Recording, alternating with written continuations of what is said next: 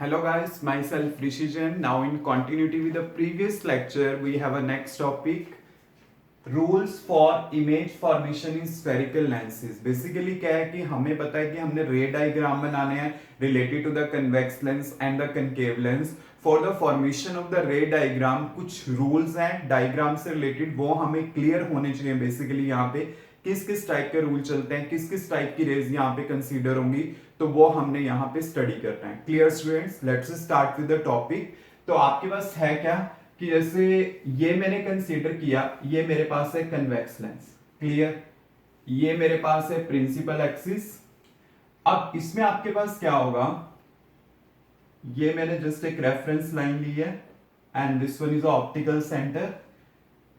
एक रे आपके पास होती है the ray parallel to the principal axis. जो भी ray parallel to the principal axis होती है वो हमेशा कहां से पास आउट होती है, फोकस से पास आउट होती है इन case of a convex lens. तो ये जो पॉइंट बेसिकली आपके पास होगा, ये कौन सा पॉइंट होगा, ये आपके पास फोकस पॉइंट होगा. क्लियर.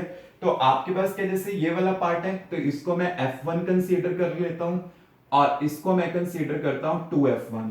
स्टूडेंट्स, ये जो 2F1 पॉइंट है, आप इसको C1 अगर मेंशन करना चाहते हो आप वो भी कर सकते हो. क्लियर. ऐसे यहां पे आपके पास क्या होगा F2 और यहां पे क्या होगा 2F2. But student always mention the points after making the रे डायग्राम. की मींस कि जब आपने रे डायग्राम बना लिया है उसी के बाद पॉइंट्स को मेंशन करें, it will be better. Because I don't know कि रे कहां पे मेंशन होगी, क्योंकि देखिए आपके पास सिंपल सी बात है, these are the free hand diagram. I don't know कि रे कहां पे मीट करेगी, तो इसलिए पॉइंट्स को अगर आप बाद में मेंशन करो इट विल बी बेटर. तो रे पैरेलल ठीक प्रिंसिपल एक्सिस के it will be passes through the principal focus in case of the convex lens. But मान लीजिए अगर मेरे पास क्या आ जाए, कनकेव लेंस आ जाए. कनकेव लेंस के केस में क्या होगा, जैसे ये मैंने यहां पे कंसीडर किया concave lens and this one is a principal axis and this one is the optical center and this ray is parallel to the principal axis. तो ये क्या करेगा, बेसिकली रे को डाइवर्ज करेगा. ये रे को यहाँ पे डाइवर्ज कर रहा है और मुझे क्या अपीयर होगा कि ये इस साइड से बेसिकली आ रही है. तो ये क्या है F1 और ये क्या है 2F1 and this one is F2 और ये मेरे पास क्या होगा 2F2. सपोज करो इन केस, क्योंकि फर्स्ट पार्ट इसका ये था तो मैंने इस साइड 1 का यूज कर लिया. बट अगर सपोज करो आप F1 2F1 यहाँ पे F2 2F2 यूज करते हो, then this thing doesn't make any difference, कोई डिफरेंस नहीं होगा. क्लियर. तो आपके पास यहाँ पे ये केस होगा. अब देखिए नेक्स्ट, अगर मैं कहता हूं कि कोई रे मेरे पास फोकस से पास आउट हो रही है, कैसे, जैसे मान लीजिए ये मेरे पास है convex lens and this one is optical centre. यहां पे कोई भी एक पॉइंट ले लेता हूं, कोई रे क्या कर रही है, फोकस से बेसिकली पास आउट हो रही है. जो वो फोकस से पास आउट होगी तो उसका बिहेवियर किस टाइप का होगा वो मैंने स्टडी करना है.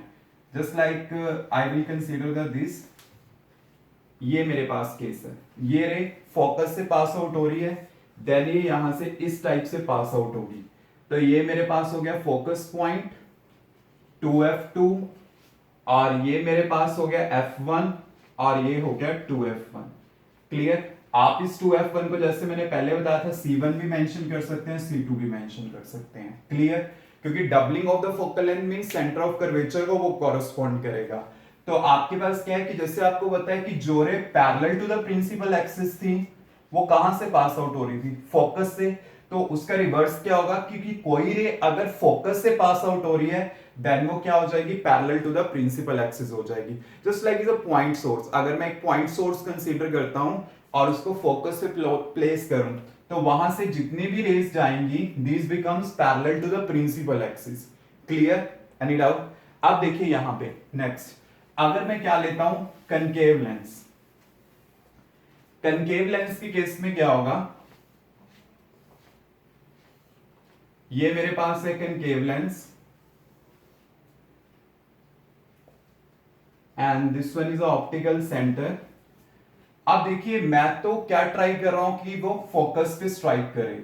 अब जैसे मान लीजिए ये मेरे पास है इस टाइप से, कि फोकस पे क्या करें, स्ट्राइक करें, बट जैसे फोकस पे स्ट्राइक करने के लिए जाती है देन वो क्या बन जाती है, parallel to the principal axis. तो ये आपके पास क्या होगा, फोकस पॉइंट होगा। ये सेकंड पार्ट के लिए F2 2F2 F1 2F1।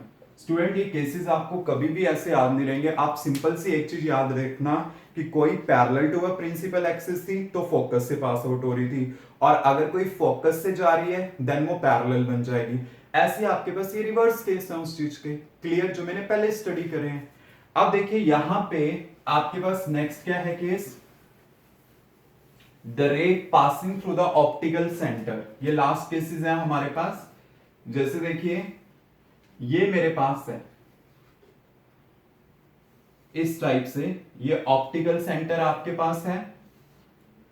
अब देखिए इसमें होगा क्या कि ये ऑप्टिकल सेंटर से कोई भी रे जब पास आउट होती है तो वो अनडेविएटेड पास आउट होती है, उसमें किसी भी टाइप की डेविएशन अकर नहीं होगी, क्लियर। वो अनडेविएटेड क्या होगी, स्ट्रेट पास। चाहे अगर मैं यहां से भी पास करता हूं तो वो स्ट्रेट पास आउट हो जाएगी, क्लियर। ऐसे ही अगर मैं कनकेव का केस कंसीडर करूं, कनकेव लेंस के केस में आपके पास क्या होगा, अगर मान लीजिए ये कनकेव लेंस है, ये होगा मेरे पास, and this one is optical centre. तो इसमें होगा क्या कि कोई भी रे जो ऑप्टिकल सेंटर से पास आउट हो रही है वो स्ट्रेट चली जाएगी, ऐसी जो रे यहां से पास आउट हो रही है वो स्ट्रेट चली जाएगी। मतलब क्या है, the ray passing through the optical centre passes undeviated. But हमें रे डायग्राम बनाने के लिए कोई ट्रू रेस की जरूरत होती है। हमने कौन कौन सी यूज करनी है, एक तो रे हमने लेनी है parallel to the principal axis, और एक रे हमने लेनी है the ray passing through the optical centre. मतलब एक पैरेलल लूंगा और एक ऑप्टिकल सेंटर। मींस हमने कौन कौन सी रे कंसीडर करनी है, एक तो ये वाली कंसीडर करेंगे, ठीक है, जो फोकस से पास आउट होती है, और एक रे हमने कंसीडर करनी है ऑप्टिकल सेंटर से पास आउट होती है। और इसकी हेल्प से हमारे जो रे डायग्राम होंगे वो बड़े इजीली बन जाएंगे, क्लियर। Any doubt?